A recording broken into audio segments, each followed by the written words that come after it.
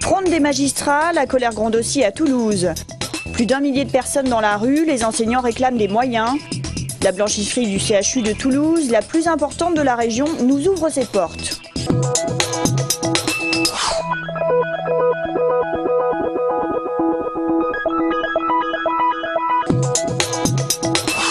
Du jamais vu, magistrats, avocats, policiers, fonctionnaires de justice, tous crient leur colère. À Toulouse, ils se sont rassemblés en début d'après-midi au tribunal de grande instance. Tous ces acteurs de justice se sont organisés à travers une intersyndicale, une première. Il s'agit de dénoncer la stigmatisation du corps judiciaire dans l'affaire Laetitia et de pointer du doigt le manque de moyens. Dysfonctionnement il y a eu à Nantes puisque un suivi n'a pas été mis en place, mais que ce dysfonctionnement n'est pas à mettre à la responsabilité des acteurs de justice, juges d'application des peines, travailleurs sociaux, mais ce dysfonctionnement est de la responsabilité de l'État. Le syndicat national des officiers de police, syndicat majoritaire, demande une table ronde sur la sécurité et la justice. Nous sommes aujourd'hui ici pour défendre des valeurs, pour défendre les officiers de police qui ont été injustement et hâtivement accusés lors des propos du 3 février par le président de la République à Orléans. Et nous sommes là pour soutenir aussi le mouvement des magistrats que nous comprenons. Au TGI, à la cour d'appel, toutes les audiences sont renvoyées jusqu'à demain inclus, sauf affaires urgentes.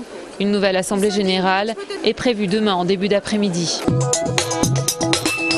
Avant son procès en appel en novembre prochain, Total a signé l'État à comparaître au tribunal de grande instance de Paris hier. Pour permettre une nouvelle audience, il s'est basé sur le rapport de l'ancien juge antiterroriste Jean-Louis Bruguière. En achetant, si je puis dire, la signature de Bruguière, on achète une petite étiquette, je dirais renouvelée, à un dossier qui est déjà ancien, qui a 10 ans maintenant à Toulouse et pour lequel la piste terroriste ou la piste de l'acte volontaire n'a jamais pu être démontrée. En plus de soutenir la thèse d'une négligence dans l'enquête, les 11 anciens salariés de l'usine ont demandé 150 000 € de réparation à l'État pour avoir été, je cite, cloués au pilori au cours de l'enquête. Le directeur est allé en catimini aller chercher ou tenter d'aller chercher un jugement à Paris pour pouvoir éventuellement revenir au procès à Toulouse avec un jugement qui puisse apporter un peu d'eau à leur moulin. Le tribunal de Paris rendra sa décision le 23 mars. 1200 personnes selon la police, 2000 selon les syndicats se sont mobilisés ce matin contre les suppressions de postes à la rentrée prochaine et contre la politique gouvernementale en matière d'éducation. Quand on supprime 30 000 postes sur 3 ans, ça finit par se voir. Ça se voit dans les effectifs de classe. On a dans les lycées toulousains pas une seule classe qui soit en dessous de 35 élèves. Et puis ça se voit aussi sur l'offre de formation qu'on peut offrir à nos jeunes.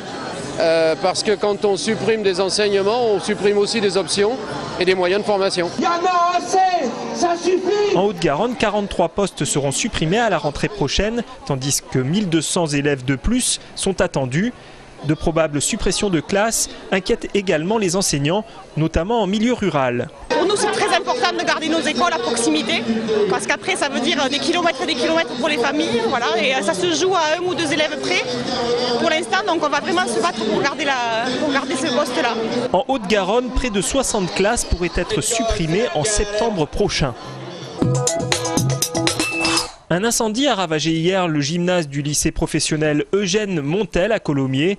La piste de l'incendie volontaire est privilégiée. 3 jeunes lycéens scolarisés dans l'établissement ont été placés en garde à vue hier. Cette garde à vue s'est prolongée pour l'un d'entre eux. Il a été présenté aujourd'hui en fin d'après-midi au parquet des mineurs. Selon le procureur, ce lycéen de 15 ans risque une mise en examen. Reste à déterminer les chefs d'accusation.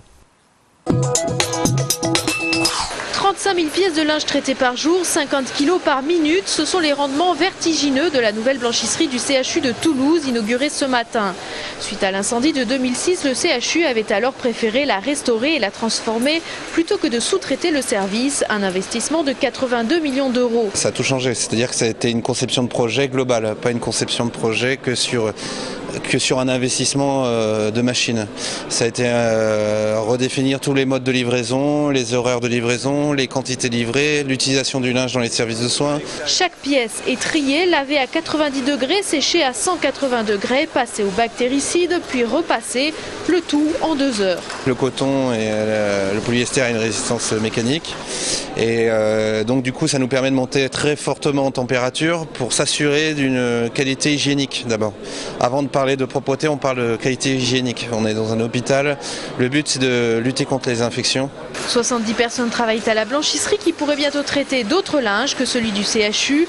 Preuve que les hôpitaux ne jouent pas la carte du tout jetable.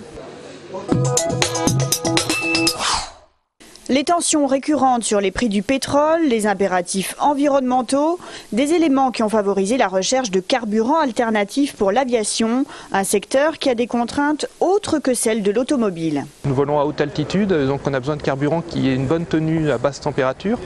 Et d'autre part, sur les avions, on a besoin de carburant qui ait un fort contenu énergétique, puisqu'on peut pas, on a un volume limité pour stocker le carburant. Les premières études ont porté sur l'utilisation de ressources agricoles ou forestières comme biofuel, mais leur quantité étant limitée par nature, la substitution au kérosène ne pourrait être totale. C'est pour ça qu'un axe très fort de recherche aujourd'hui, ce sont les algues qui permettraient de s'abstraire en fait de la contrainte de l'utilisation des sols. Les biofuels à l'étude seront parfaitement compatibles avec nos équipements aéronautiques actuels. Il faudra pourtant encore attendre près de 15 ans avant que les carburants alternatifs ne puissent entrer en service. Reste l'aspect économique, les investissements seront considérables.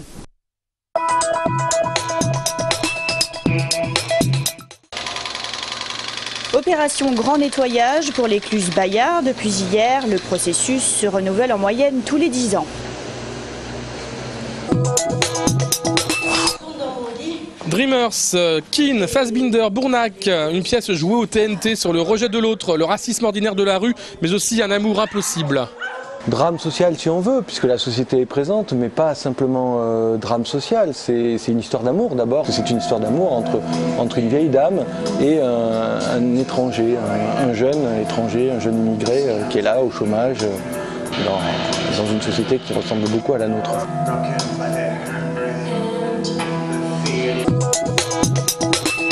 Alors que Nicolas Sarkozy s'exprime ce soir face aux Français, son procès se tient salle Tolosa à partir de 18h30. Une fiction politique réaliste interprétée par des élèves de l'école de journalisme de Toulouse avec l'appui de La Voix du Midi.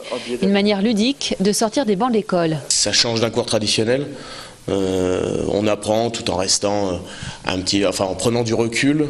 Il y a de l'humour, de la décontraction, des effets de scène. Il y a aussi des personnalités politiques régionales qui apporteront leur point de vue et qui crédibilisent l'opération. Alors, innocent ou coupable? C'est le public qui donnera son verdict ce soir.